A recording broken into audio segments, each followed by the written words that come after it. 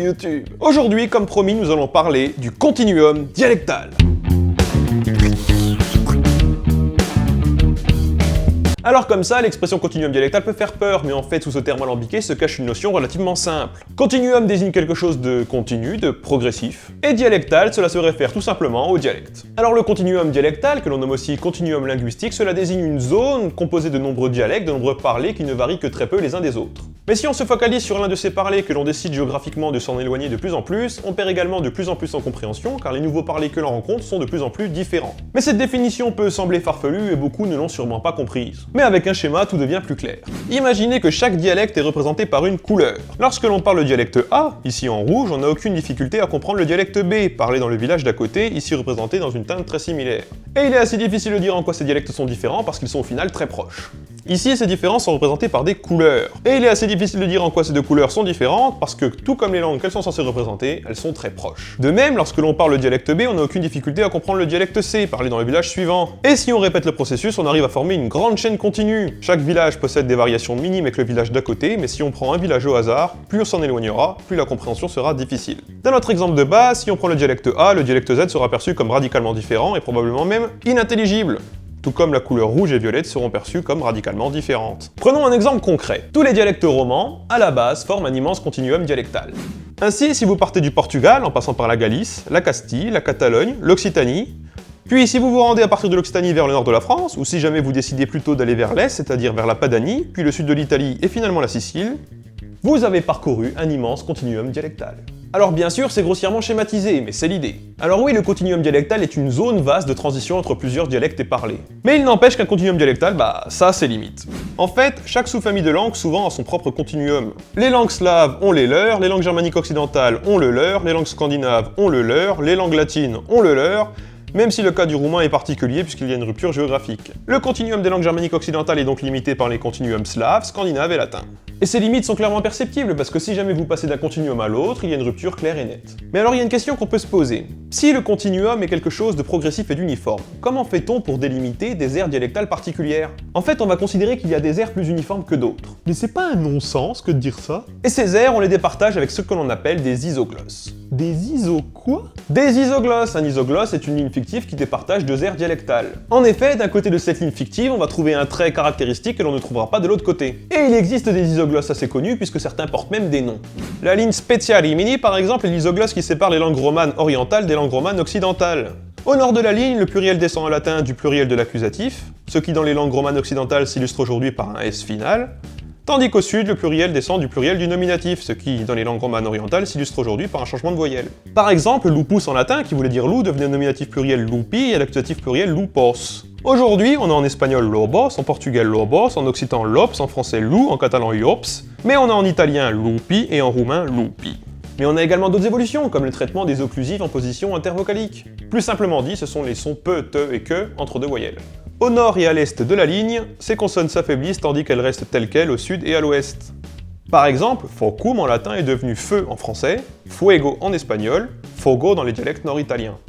Notons qu'on a en occitan fuoc et en catalan foc. Mais ça c'est autre chose et ça n'a rien à voir, c'est à cause d'une mutation qui est apparue dans ces langues plus tard.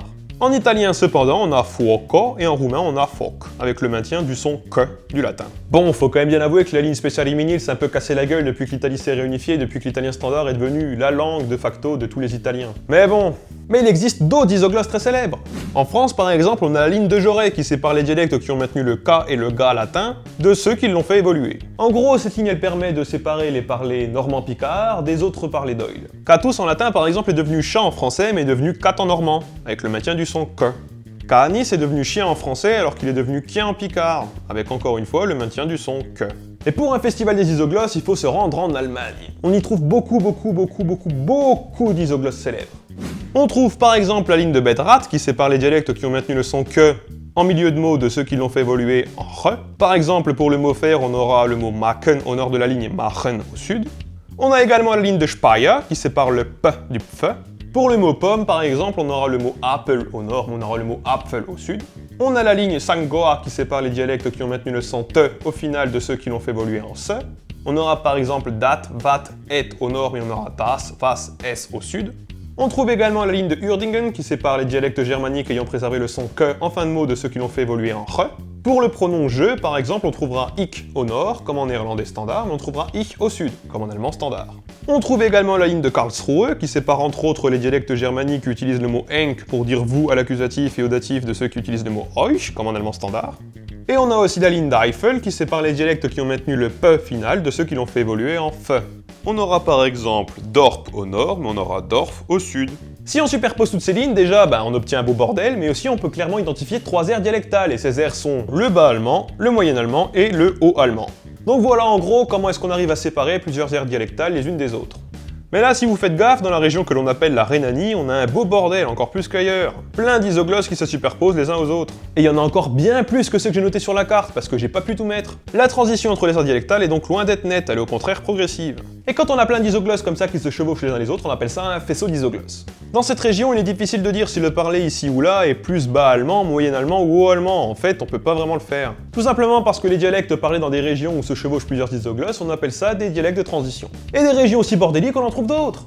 On a par exemple la région entre le gascon et les autres parlers occitans, on a la région entre l'aragonais et le catalan, et si on prend une carte dialectale de la France, on peut en trouver d'autres. Par exemple, le langrois est un dialecte de transition entre le lorrain, le bourguignon, le champenois et le franc-comtois. Mais la région transitionnelle la plus connue est sans doute la région du Croissant, une région qui est une vaste zone de transition entre les dialectes d'Oïl et les dialectes d'Oc. Et rien n'empêche une région qui se veut homogène, qui considère parler la même langue, d'être également parcourue par plein d'isoglosses. Par exemple, prenons l'Alsace. Dans le deuxième hors-sujet de Python Expression, dans lequel je parlais de 8 emprunts alsaciens, vous avez été beaucoup à me corriger sur la prononciation. Et ce qui est drôle, c'est que ceux qui ont voulu me corriger ne l'ont absolument pas fait de la même façon. Et cela s'explique par le continuum et les isoglosses. Regardons ça de plus près. Tout d'abord, l'Alsace politique est parcourue par les isoglosses présentés précédemment. Mais l'Alsace est également parcourue par un autre isoglosse assez célèbre, l'isoglosse de Sundgau-Bodensee. On dira au nord Kind, Kopf, mais on dira au sud Rint et Ropf.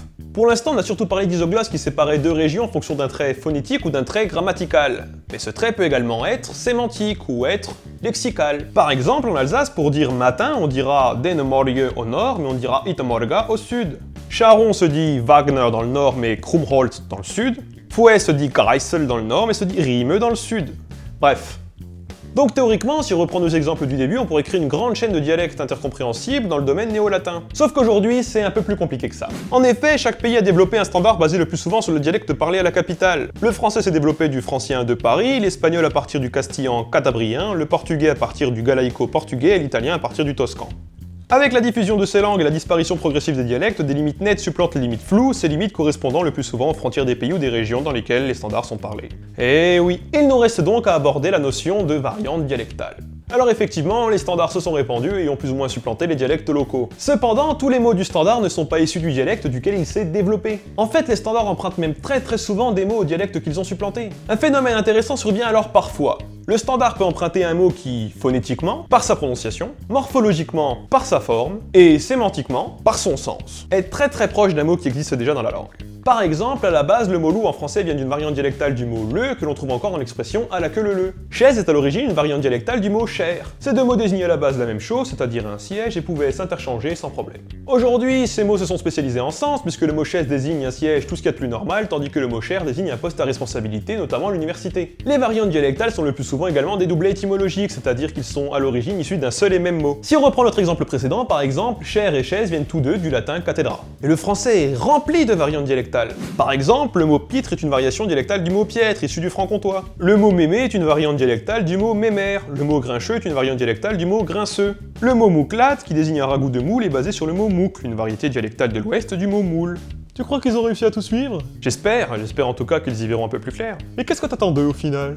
J'en sais rien, peut-être qu'ils comprennent que les dialectes ne sont pas aussi plats que les standards, par exemple. Parce que tu crois que les standards sont plats, qu'ils sont mornes, hein? Bah bravo. Mais non, je dis juste que les dialectes forment un immense tissu de langues similaires, mais différentes à la fois, et je trouve ça juste vachement intéressant. Et je voudrais juste que les gens comprennent que leur village n'est pas le seul. D'ailleurs, les dialectes sont encore ceux qui résistent un peu dans ce monde au bon usage, à la correction. Ce sont des langues brutes, des langues sauvages, qui sont encore préservées quelque part de la main de l'homme. C'est beau ce que tu dis. Tu veux faire la suite? Ouais, pourquoi pas. Vous pouvez nous rejoindre sur les réseaux sociaux, vous pouvez commenter, vous pouvez partager, vous pouvez like, vous pouvez aimer, et vous pouvez aller sur Tipeee, donner quelque chose si vous voulez, et vous pouvez également consulter le site de l'Académie. Non. Et c'est tout, et du coup, je vous dis au revoir. Au revoir.